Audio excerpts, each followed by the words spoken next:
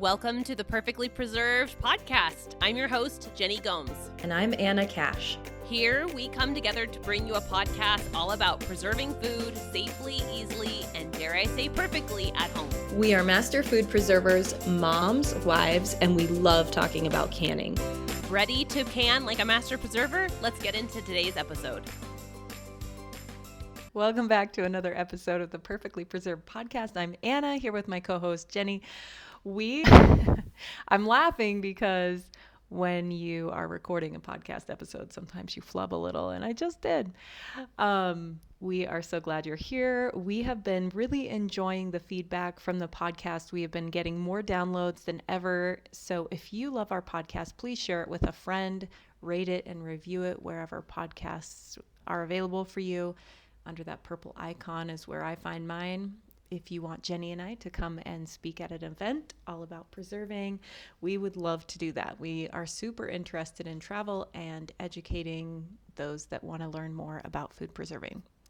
So let's get into today's episode. Jenny, we are going to be talking about something really fun. We're going to be talking about tomatoes and acidification and our favorite recipes to use with our canned tomatoes. Okay, so if you are brand new, welcome. Anna and I are master food preservers, and we love sharing up-to-date tested information. And that sometimes comes maybe not head-to-head, but it might feel like it's in contrast to grandma's tomato sauce recipe or the recipe that someone used for years and years. And it doesn't have to. We're going to talk a little bit about why it's important to use a tested tomato recipe, and then we're going to dive into our favorite ways of using canned tomato recipes all year long, all the different recipes you could try, and this is going to be an ode to this canned tomato. That would be an alternate title to this episode. People, I think, falsely believe that tomatoes are more acidic than they actually are. I think it's because we eat things that give us heartburn or indigestion that are tomatoey, like greasy pizza or other tomato things. But tomatoes are actually not as acidic as you might think. And in fact, raspberries and most fruit are more acidic than tomatoes. They are a pH of about 4.6, like 4.6-ish. They have a lot of variability within just being a tomato. There's a lot of variability from plant to plant, from species to species, or type to type. There's a lot of variability, and where they're grown, there's just a lot more variability than you might expect. They're right at the edge of what is safe for water bath canning. So all tomato recipes should have the addition of an acidifying ingredient. And if your recipe that you want to use does not call for citric acid, lemon juice, or vinegar, then you need to find one that is similar. It can be just like or very, very similar to the recipe that you love, but it needs to have that addition of an acidifying ingredient to be safe. So Anna, before I talk about the things that can reduce the acidity of tomatoes, what do you want to add to that? I am a massive seed saver, steward of heirloom varieties of plants and vegetables. And every year at the seed swap, people are like, oh, what variety of tomato are you getting? It loves to have a rare variety of tomato, maybe one that's older. Even though the varieties that we choose that are heirloom, it doesn't exactly mean that they're highest, right? There are things and conditions that make a tomato a low acid. And that could be growing tomatoes in the shade, tomatoes that have been cracked, bruised, or have blossom end rot. That creates a more low acid tomato. And so when we say it's important that you acidify every single tomato recipe that you have, that's the reason why. So you may have like a older heirloom high tomato, but it could be grown in a low acid way, if that makes sense. So there are variables that we need to keep in mind when we're processing tomatoes. The USDA and the National Center for Home Food Preservation has said that we need to acidify all tomato products. And because they're so popular, that's why it's actually a pretty serious issue that all of you become converts and share with all of your canning friends that your tomato recipes need to be acidified, because the most popular canned item in America is canned tomatoes. As Anna mentioned, the growing conditions, which you may not be able to control some of these if you grew them, right? And some of them you could control, but all of them, you need to understand, can make the acidity lower and the pH number higher, making it less acidic. So those conditions would be like decay or damage from bruises, cracks, blossom end rot, or insects. Tomatoes that are grown in the shade or ripened in shorter hours of daylight, or ripened off the vine as opposed to ripened in direct sun on the vine, or over ripened. And then tomatoes attached to dead vines at harvest as opposed to tomatoes harvested from healthy vines. Decayed and damaged tomatoes and those harvested from frost killed or dead vines should not be home canned. So it's interesting to hear that long list, because we think of canning as being like being super frugal and using up all the types of food products that we have available to us. And if you had some bruised tomatoes or ones that were a little overripe, you might think, oh, I should can these up and save them. But what would be best is probably choosing a different method of preservation. You could, like if it were me and I had these kind of soft, pretty watery tomatoes, I would probably blitz them up and make like a simple sauce and freeze it in the wide mouth jars that have a freeze line. I would freeze that. Or you could have them whole. I mean, they might be kind of soft. I mean, depending on the tomatoes, might be really too soft to can whole or to freeze whole, but you could freeze them whole. We talked about that in a previous episode, how you can freeze tomatoes whole with the skin on, and then when you defrost them, the skins just slide right off. If you just had a bunch of soft tomatoes or end of season tomatoes and you wanted to preserve them, that's amazing. So as Anna mentioned, people are just super into heirloom varieties and like choosing the right variety. Instead of thinking about the variety so much, maybe think instead of, were these in full sun? Are they healthy? Are they coming off of a healthy vine? And then worry less about the variety, because that seems to matter less in terms of the final product when you're preserving. Don't you think, Anna? Yeah, I mean, for me, it's about the flavor and what it tastes like. And if we're going to be acidifying every single tomato product, like that, you just have to acidify every tomato product is the final answer. What we recommend as master food preservers. Yeah.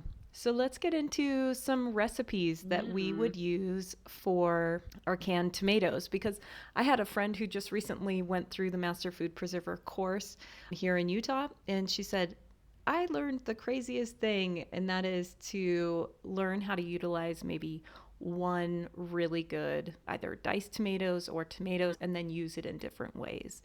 And we had our previous episode where we talked about tomatoes and what we do with our tomatoes, because when you're first starting out canning, you might have 10 different things you want to make, right? Enchilada sauce, and you want to make ketchup and barbecue. Really, once you do it for a long time, you realize I can just do this one. For me, it's diced tomatoes or crushed, and I can convert that into a lot of different recipes. Jenny, what about you? So the one recipe I would say is my go-to, and I would say 80% of the tomatoes that I can, I use this one recipe.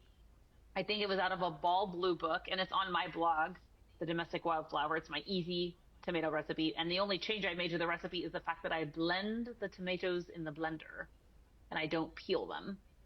Which doesn't change the safety of the recipe or the pH or anything, and it's acidified, of course. But it's just, to me, it is a very useful pantry staple that has a little garlic and a little onion, right? Because we know that garlic and onion are also alkaline veggies, so we don't ever change the amount or increase. We never increase the amount of those ingredients when we're canning, right? And it just has, well, I'll just tell you the recipe. It's 12 pounds of tomatoes, half of a medium onion diced, 2 teaspoons chopped garlic, 2 teaspoons olive oil, and half a teaspoon to every pint jar of citric acid. So it's a very simple recipe. And the only thing that I do that is, I would say, different is that I blend the tomatoes like either in a food chop setting. Like I remember that was like the button I would push is like food chop on the blender, just so that it's mostly a fairly smooth slurry, but still like some chunks of tomatoes. And then you skip the peeling step. And while you're blending your tomatoes, you can be sauteing your garlic and onions so that they're soft. And then, you process that up. I can just tell you the time real quick so that we have a complete recipe. So you process 25 minutes at sea level And then, of course, you add every 5 minutes for every 1,000 feet you are canning above sea level. And those are for pint jars.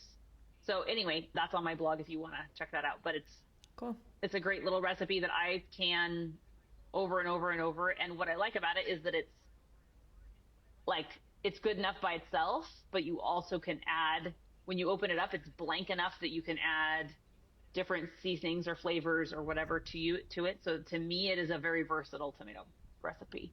I do can once a year, I'll can, well, not once a year, but I'll can a couple other batches of other things that are tomato specific, and I'll talk about those in a little bit. But that's like my go-to. That's my go-to tomato. But you do a diced. Is that what you do, Anna? Yep. And it's really plain because I do like to be able to add things. It's just diced tomatoes and it's in their own juice, and I add citric acid and I also add salt. But I do like the idea of yours of adding some onions and garlic. I think that's smart. I think I'm going to take a page from your playbook and do that this year. Well, I just went downstairs to grab a can of tomatoes and realized that I'm close to being out some more this year.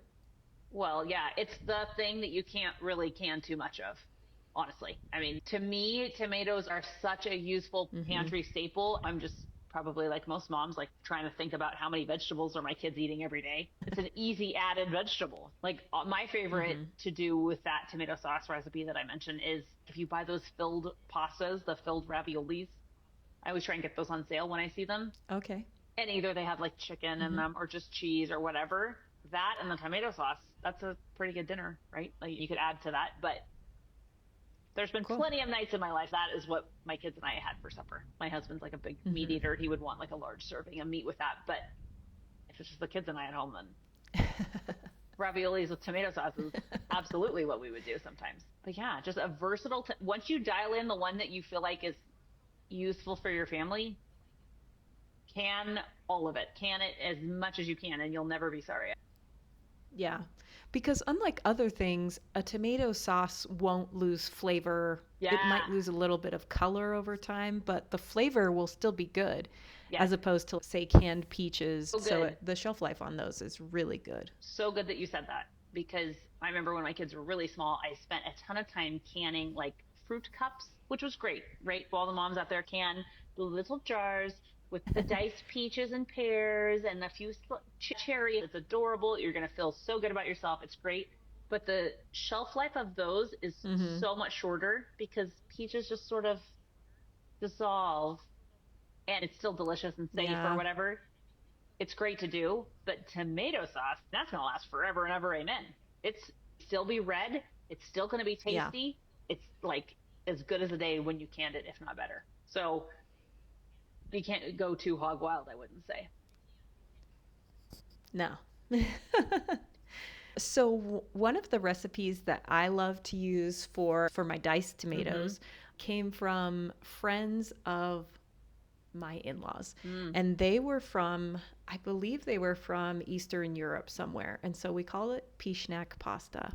And what it is you boil about half a pound of spaghetti noodles, and in the other pan, in a saute pan, you're going to do onions, garlic, olive oil, and you get that really nice and soft. You cook it on medium. You don't want to cook it on high.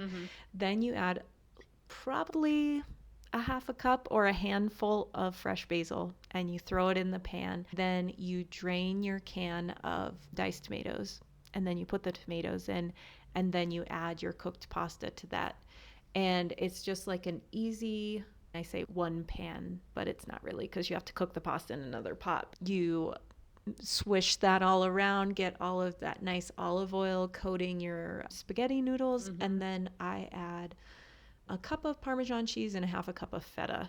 If I don't know what to cook that night, that's what I cook. And I usually have everything on hand for that, so it's pretty easy. But that's one of my favorite ways to use diced tomatoes. That sounds delicious. That's one of my favorite ways. Delicious.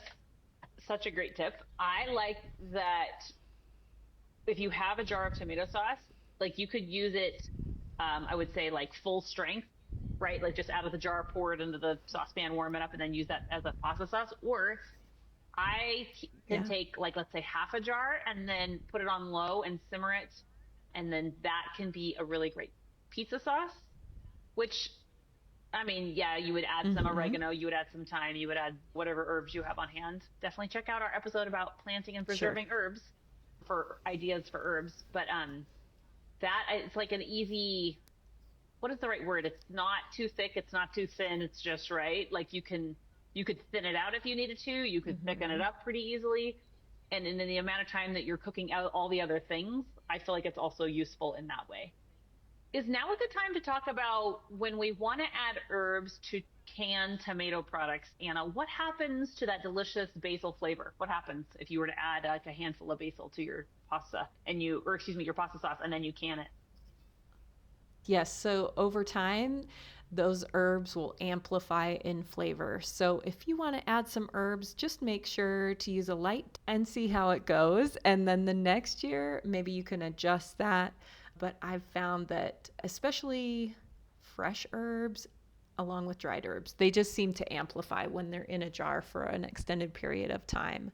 It might be too strong, so just use a light hand when you're doing herbs in your jars. That's a great tip, especially if you're pressure canning. Let's say you were canning a tomato, like a marinara sauce, and you were pressure canning it. All those tomato recipes are also acidified, even though you're pressure canning, so bear that in mind. I felt like adding green, like mostly basil, right? I felt like it was, I mean, there was some flavor, but they just kind of, like, the leaves are almost disappear and turn into like smudge at the bottom of the jar. And I felt like that basil would have been much better. It would have been much more delicious just eaten fresh on a caprese salad, or just you could make a pesto and store that in the fridge and then add that. I feel like it was just wasted in the canning process. So while an herb like rosemary gets certainly intensified, and you should be cautious in terms of just don't add more than, follow a recipe and then maybe even ratchet back with something like rosemary. But like leafy greens like basil, I feel like that was a waste of a lot of basil. Like you just don't taste it. It doesn't look any better. It looks worse. There's no pretty green flecks. Same with parsley. No pretty green flecks. Same with canned salsa. Yeah. Same with, no. I would say the same. Yeah. No cilantro. Yeah. Cilantro evaporates. There's nothing left. I forgot about that. Yeah. Those tender herbs tend to just disappear. Yeah. So for a tender herb, I would just add them at the reheat, or add them when you're cooking them. I wouldn't waste them canning them because they just taste like nothing. What other canning recipes with tomatoes do you love besides your standard basic one, Anna? So I love using my diced tomatoes as an ingredient. Like I can throw together a taco soup really quickly with fresh ground beef, and then I'll drain it and then add all of my canned stuff like canned corn and tomatoes and beans. All of these things I can during late fall and early winter. And that's a really easy way to use your canned food. I also make a lot of tomato soup and pizza. And you use your tomato sauce. And I actually just drain my can of diced tomatoes, and then I just add a little bit of basil maybe. But I got that idea when we were in Italy, and I was noticing that the tomato sauces weren't really a thick sauce, and they weren't flavored with herbs really. And it was so surprising to me because it was just tomatoes and it just tasted so good. And I was like, I wonder if I could do that with my canned tomatoes. And it tasted phenomenal. Yeah. I kind of wonder if we as long as you're using good tomatoes. Well, yeah, that's what I'm going to say. I think that we've become accustomed to churching up the tomato sauce with a lot of herbs and a lot of other ingredients because potentially we weren't using delicious tomatoes. So if you are getting homegrown tomatoes from somebody, I would challenge you to just keep it plain or keep it pretty basic with the recipe and see if you don't just love that strong tomato flavor all on its own. I was going to mention one strange little recipe that I love to can one batch of every year or every other year is tomato jam. It's not like a jam. It's called jam. It should be called something else. But a weird tomato jam is so, I would call it like close to a dried tomato flavor, or like a dried tomato spread. You don't use dried tomatoes, but like it's thick Okay. and Anna's hesitant. I can tell by your face. You're like, ew, gross. I'm nervous about it. I love tomato jam. Just having a little bit on hand of just a rich punch of tomato. It's so good. It's really good if you choose that with, let's say, goat cheese on top of pasta, or you eat it with cream cheese on an everything bagel. It's more like a sauce and not a jam. When I demonstrated at Five Mary's with a big group of campers, we all made this tomato jam and everybody loved it. So it's 6 pounds of tomatoes, salt, pepper, garlic, balsamic vinegar, and dry white wine. And that's also on my blog. But it's very dark in color. It looks kind of like the color of barbecue sauce, and it's that balsamic vinegar taste. It is really, really good, guys. If you want like a weird, different, something other than normal tomato sauce, I think it is very handy to have be very good on a charcuterie board or with crispy fried things. It's very tasty. I think this is going to be the year that I try it. I keep putting it off because it sounds so disgusting to me. Well, but I don't know. There's only a little bit of sugar. It's like 1.5 cups of sugar. I'm just going to do it. I'm going to see how it is. So I have an issue with tomatoes anyway. When I was a kid, my parents made me eat a bowl of tomato soup, and they wouldn't let me leave the table until I ate it. And it was so horrible.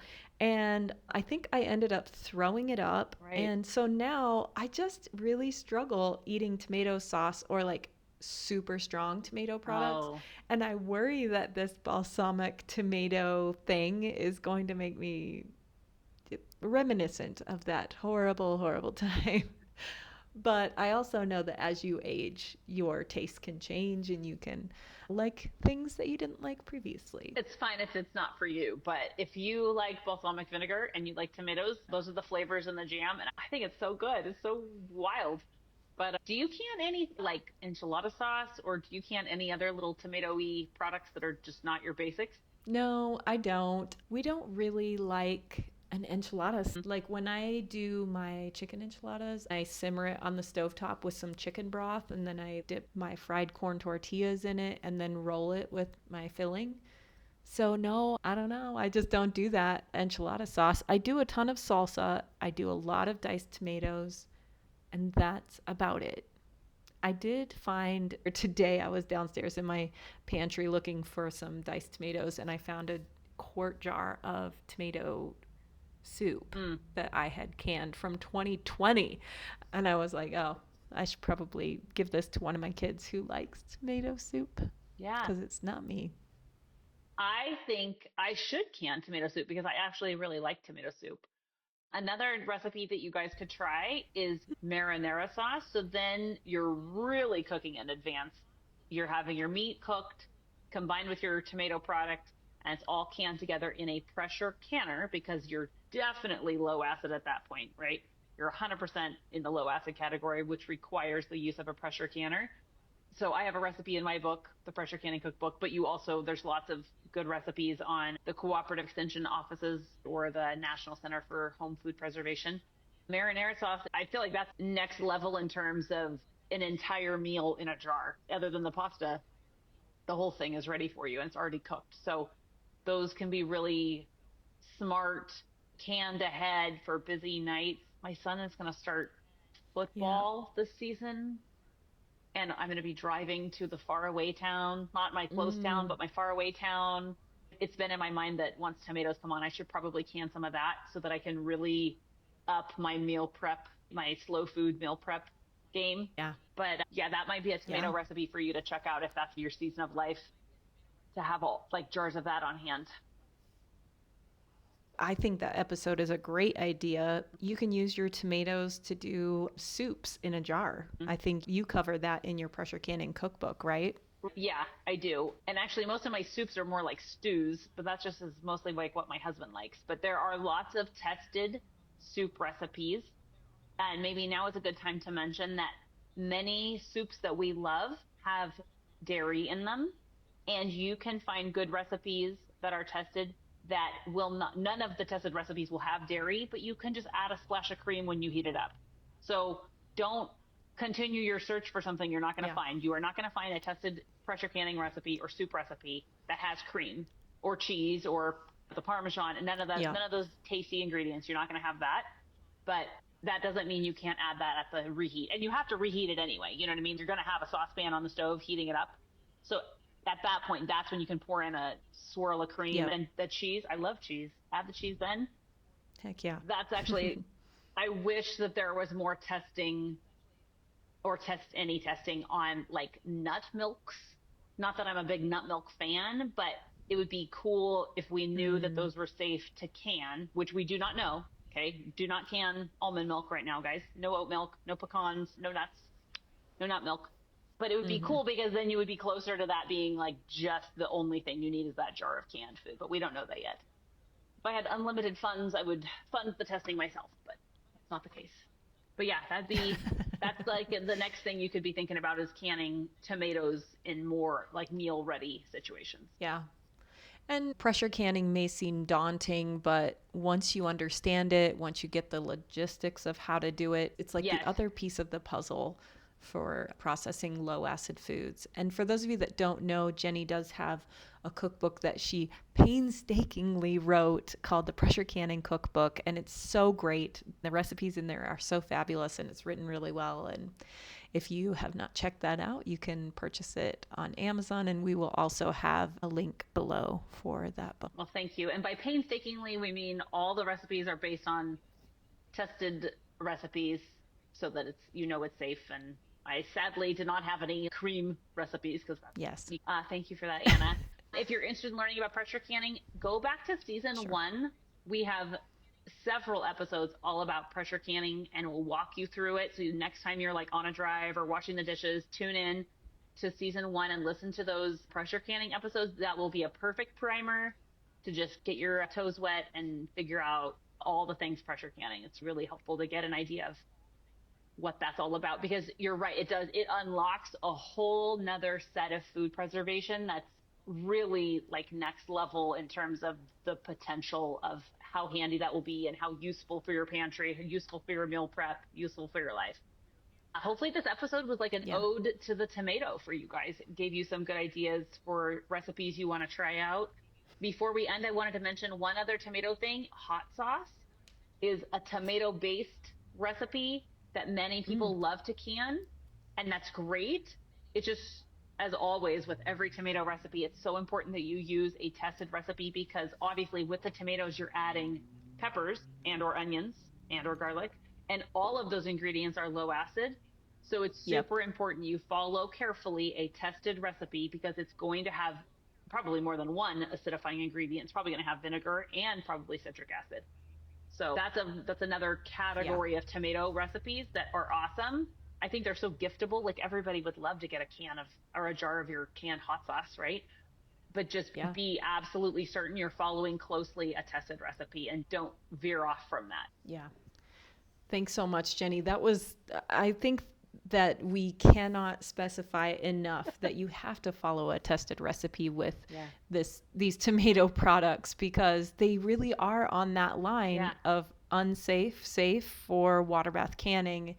And it's just really important that you acidify every single tomato product that you do. That's your take-home point, guys. Share it with a friend. All right. Thanks so much, everyone, for joining the Perfectly Preserved podcast. We love having you here. If you found this episode helpful, please share it with a friend. And as always, subscribe on YouTube or rate and review our podcast where you listen to your podcasts. Thanks, everyone, and we'll talk to you next week. That's our show. We don't want you to miss an episode, so please be sure to subscribe. If you found this episode helpful and informative, please give our show a rating and review.